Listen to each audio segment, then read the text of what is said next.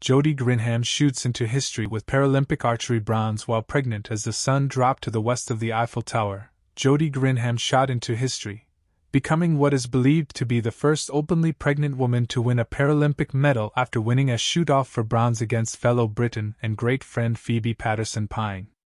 It was a thrilling individual compound open match, with Paterson Pine, who took gold in Tokyo, taking a slender lead and holding onto it into the final end.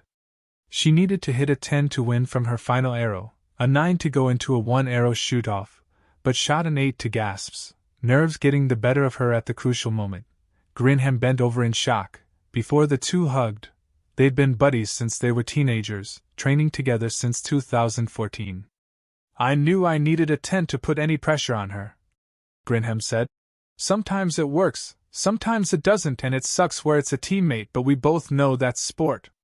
Grinham, tall, shocking pink fringe, and long hair dyed blue at the ends, has an unerring eye for the center of a target. But the swollen belly of a 7-month pregnant woman has meant making adjustments, with an extra low-slung quiver round her middle, which in turn has meant she has had to tweak how she lifts and holds the bow. And flat shoes to stop her rocking around in a sport where concentration is everything, and as an extra distraction, she's had to deal with the little kicks of her increasingly active baby.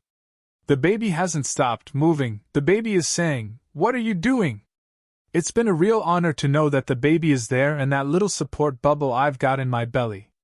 It was really starting to worry me that the baby was going to move when I was at full draw and it was going to affect my shot. But my coach and I spent a long time doing little pregnancy prep with her moving me in the bump so I could get used to that feeling. Even during matches today up at full draw I acknowledged it.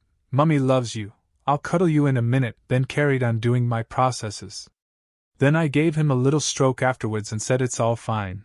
I know it's a lot of noise, a lot of heartbeat."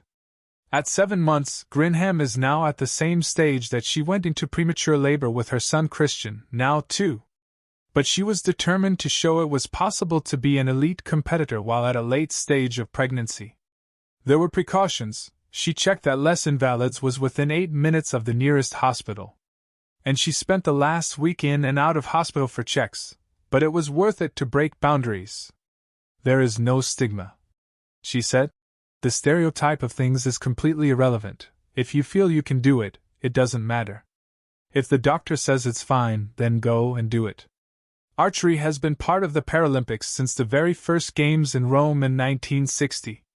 But it can have had fewer lovelier setting than in the Esplanades des Invalides, with the grey skeleton of the Eiffel Tower rising to one side of the arena, the gilded dome of the Hotel des Invalides at another, topiary trees in obedient straight lines in the garden, and the gleaming bronze-winged horses of Pont Alexander III peering over from the north. Much to the enthusiastic crowd's disappointment, 2 favorites were knocked out early. She told Devi, 17, of India, the armless archer who lifts and holds the bow with her foot and pulls the string with her teeth, and has 312,000 followers on Instagram, fell in the elimination round. And Julie Rigaud-Chupin of France was beaten at the quarter-final stage despite the crowd's enthusiastic efforts to "Fates du brute." After a consoling back rub from her coach, she was roared out of the stadium.